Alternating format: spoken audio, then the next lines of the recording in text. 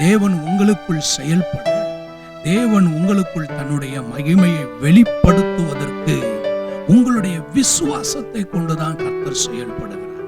நாம் விசுவாசிக்கும் பொழுதுதான் தேவனுடைய மகிமையை காண முடியும். நம்முடைய வாழ்க்கையில் இப்பொழுது வரை எதுவுமே இல்லாத வெறுமையான நிலையில இருக்கலாம்.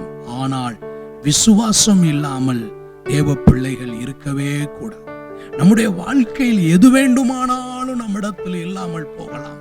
ஆனால் தேவன் மேல் வைத்திருக்கிற விசுவாசம் நமக்குள் இருக்க வேண்டும். விசுவாசம் இல்லாமல் தேவனிடத்துல ஜெபிக்க கூடாது. விசுவாசம் இல்லாமல் தேவனை ஆராதிக்க கூடாது. விசுவாசம் இல்லாமல் கர்த்தரிடத்திலிருந்து ஒரு அற்புதத்தை, ஒரு ஆசீர்வாதத்தை, ஒரு நன்மையை நீங்கள் ஒரு நாளும் எதிர்பார்க்க கூடாது.